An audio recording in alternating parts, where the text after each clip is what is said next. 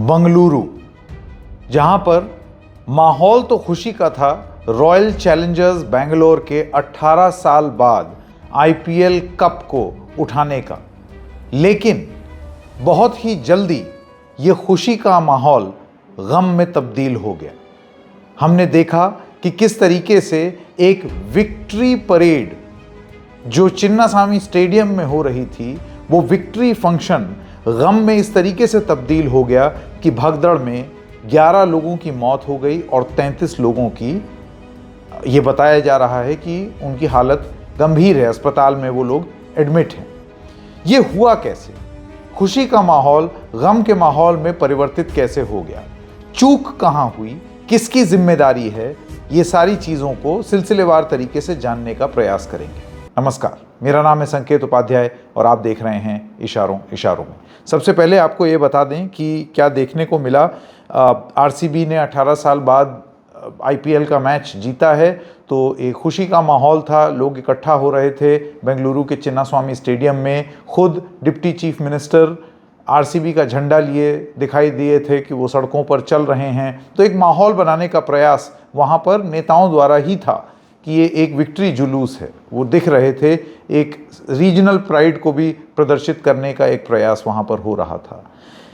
लेकिन बहुत जल्द ही ये ट्रेजेडी में तब्दील हो गई, क्योंकि जब खबर आई और भीड़ जब छटी तो वहाँ पर जूते बिखरे हुए दिखे, सैंडल बिखरे हुए दिखे और आरसीबी की जर्सी फटी हुई सड़कों पर दिखी। ये जब भीड़ छंट गई। लेकिन ये भीड़ इकट्ठी कैसे हुई, ये सबसे बड़ा सवाल है। जो जानकारी अभी मिली है वो ये है कि कुछ लोगों को ही एंट्री थी चिन्नास्वामी स्टेडियम के अंदर, लेकिन भीड़ उससे कई गुना ज़्यादा आ गई। लोग गाड़ियों के ऊपर चढ़ने लगे, पोल के ऊपर चढ़ने लगे, यहाँ तक कि पेड़ के ऊपर भी चढ़ने लगे और एक दूसरे के ऊपर गिरने लगे। चिन्नास्वामी स्टेडियम में एंट्री लिमिटेड थी, सीमित थी। जिनको पास था सिर्फ उन्हीं को इजाज़त थी, तो बाहर और भीड़ बढ़ती चली गई। इन लोगों की उम्मीद ये थी कि जब सड़क पर विक्ट्री परेड निकलेगी तो वो भी अपने सितारों को बस के ऊपर चढ़े हुए देखेंगे।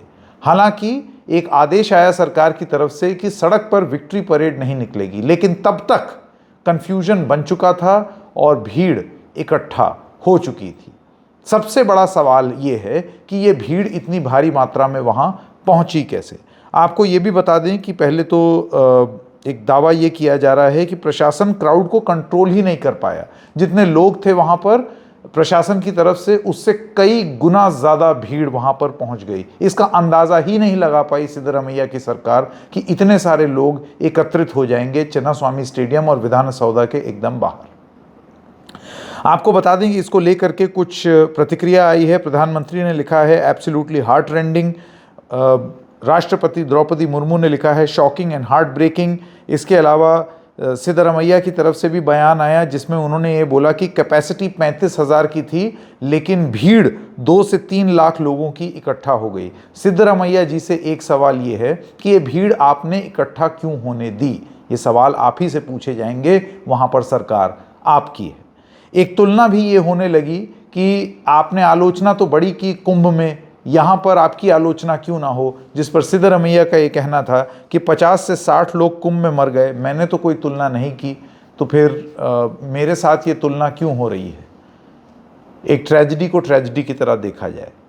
यहाँ पर देखिए सीधी सी बात है, कुंभ में जो हुआ उसके लिए सवाल योगी प्रशासन से पूछे जाएंगे, लेकिन बेंगलुरु में जो हुआ वो सवाल सिद्धरामैया से पूछे जाएंगे। ये कोई रॉकेट साइंस नहीं है, ये बहुत ही क्लियर है। कानून व्यवस्था मेंटेन करना एक राज्य में राज्य सरकार की जिम्मेदारी होती है और यहाँ पर सिद्धरामैया विफल रहे। आपको ये भी बता दें कि बीसीसीआई सेक्रेटरी हैं देवजीत साइकिया, उनका पीटीआई को एक कोट है जिसमें उन्होंने कहा है कि organisers should have planned RCB celebrations better. इसके अलावा आईपीएल चेयरमैन हैं अरुण धूमल, वो कहते हैं कि ये बीसीसीआई का इवेंट ही नहीं था। कुछ वहाँ पर जो चश्मदीद हैं उनका ये कहना है कि लोग छोटे छोटे बच्चों को लेकर के वहाँ पहुँच गए थे। यहाँ तक कि एक ट्रैफिक एडवाइजरी भी दी गई थी कि सिर्फ उन लोगों को इजाज़त मिलेगी जिनके पास पास है और रोड शो को इजाज़त नहीं दी जाएगी। ये मामला राजनीतिक भी होता जा रहा है, क्योंकि बीजेपी के जो स्टेट प्रेसिडेंट हैं कर्नाटका के BY विजेंद्र, उन्होंने ये बोला है they were more interested in publicity not preparedness. ये सवाल उन्होंने उठाया जब वो अलग अलग अस्पताल में जहाँ ज़ख्मी दाखिल थे उनसे मिलने भी गए। इसके अलावा एच.डी. कुमारस्वामी जो कर्नाटका से आते हैं और केंद्र में मंत्री हैं, उन्होंने बयान दिया है कि कर्नाटका की सरकार को इसकी पूरी जिम्मेदारी लेनी चाहिए। आपको ये भी बता दें कि ये जो फैंस थे जो वहाँ पर कई लाख की तादाद में इकट्ठा हो गए थे, वो गाड़ियों के ऊपर भी चढ़ने लगे, उन्होंने गाड़ियाँ भी तोड़ दी, विंडस्क्रीन भी टूट गए क्योंकि इतनी ज़्यादा भीड़ हो गई थी। एक दूसरे के ऊपर चढ़ना शुरू कर दिया था उन्होंने। क्राउड मैनेजमेंट का ये एक बहुत ही ऐसा उदाहरण है कि कितना विफल रहा। आरसीबी की तरफ से एक स्टेटमेंट आया है जिसमें वो कह रहे हैं कि we mourn the loss and we are deeply anguished. और वहीं विराट कोहली, जिनकी जर्सी नंबर भी 18 है और 18 साल बाद आरसीबी ये मैच जीती है, उनकी तरफ से भी एक स्टेटमेंट आया कि absolutely gated and at a loss for words. लेकिन इस पूरे प्रकरण के बाद कुछ सवाल और महत्वपूर्ण सवाल उठ रहे हैं और ये सवाल पूछना बहुत ज़रूरी है और एक एक करके उन सवालों के बारे में बात करते हैं। सवाल नंबर 1, ये हर कोई एक दूसरे पर जिम्मेदारी क्यों थोप रहा है? बीसीसीआई का स्टेटमेंट देखिए तो हमारा इवेंट नहीं था। भाई ये जो टीम है, ये टूर्नामेंट कौन कराता है? ये टूर्नामेंट कराती है बीसीसीआई। आईपीएल बीसीसीआई के अधीन आता है। ऐसे में अगर आपकी टीम कहीं प्रतिनिधित्व कर रही है तो क्या उससे जिम्मेदारी से मुंह मोड़ लेना यह समझदारी की बात होगी? यह जीत एक आईपीएल की यानी कि बीसीसीआई के अंतर्गत आने वाली एक टीम की जीत का सेलिब्रेशन था। भले ही वो बंगलुरु में हो रहा था और ये सवाल तो कर्नाटका सरकार से भी पूछे जाएंगे। आज वो कुंभ के पीछे और तमाम और तरीके के आर्गुमेंट जरूर दे रहे हों, लेकिन अपनी विफलता को दूसरे की विफलता से तुलना करना यह कोई समझदारी की बात है क्या सिद्धरमैया जी? तो 100 बात की एक बात तो यह है कि आज पूरी जिम्मेदारी आपको लेना जरूरी है। यह आपकी विफलता है। सवाल नंबर 2, इतना तगड़ा क्राउड बिल्डअप अलाउ कैसे हो गया? आपने ये इवेंट में, जाहिर सी बात है अगर आप ट्रैफिक मैनेजमेंट सुचारू रूप से करते, वहां पर लोगों को आने ही ना देते, बैरिकेड लगा देते और शहर के अलग अलग जगहों पर अलग अलग लोगों को रोक देते, तो इस तरीके से इतने लाखों की भीड़ नहीं आती। सीधी सी बात थी कि बहुत टाइम तक कंफ्यूजन रहा कि एक विक्ट्री परेड होगी या नहीं, और जब यह घोषणा हो गई कि विक्ट्री परेड नहीं होगी तो ये सारे लोग सड़क से सीधा स्टेडियम की ओर जाने लगे और उसको सरकार रोक नहीं पाई। तो क्राउड मैनेजमेंट कितना बेकार रहा, ये उसका एक सवाल है। तो ये इतनी भीड़ यहां पर बिल्डअप क्यों नहीं करने दी? तीसरा सवाल, जब इतनी सारी भीड़ आ गई, शॉर्ट नोटिस पे सरकारों के पास तंत्र, बल, व्यवस्था, सारी चीजें होती हैं, और ऐसे वक्त में ये बोल देना कि ओवरवेलमिंग हो गया था, बहुत लोग आ गए थे, this argument doesn't cut it. ये बेंगलुरु शहर है, ये कोई बहुत दूर दराज का भी इलाका नहीं कर्नाटका का कि वहां पुलिस बल नहीं तैनात हो सकती थी।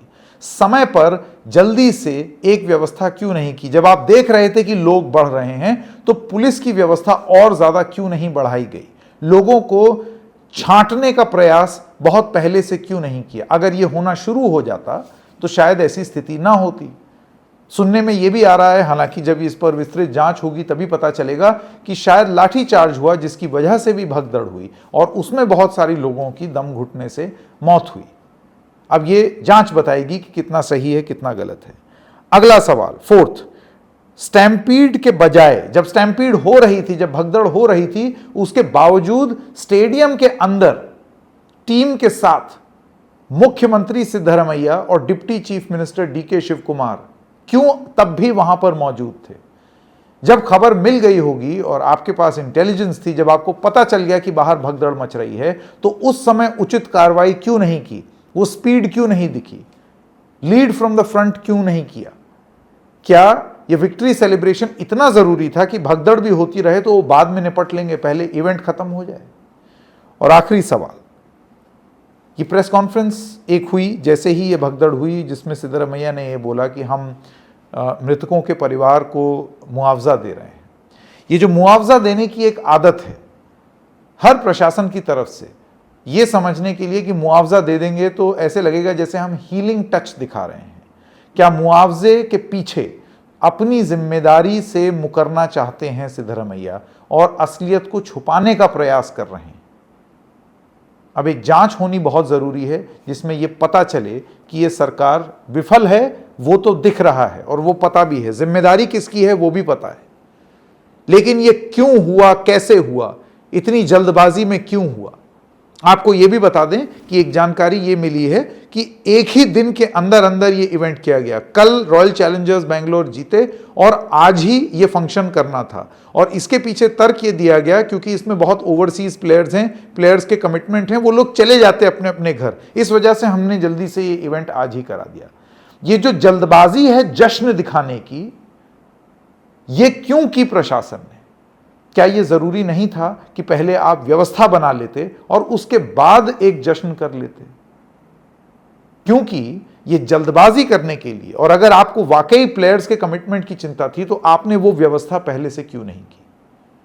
इस चीज की आड़ में नहीं छुप सकती कर्नाटका की सरकार कि हमने जल्दीबाजी इसलिए की क्योंकि प्लेयर्स को जाना था। क्या प्लेयर्स का सेलिब्रेशन दिखाना इतना जरूरी था कि व्यवस्था में चूक छोड़ दी जाए और लोगों की जान चली जाए? इशारों इशारों में बस इतना ही। फिर मिलेंगे, तब तक के लिए नमस्कार।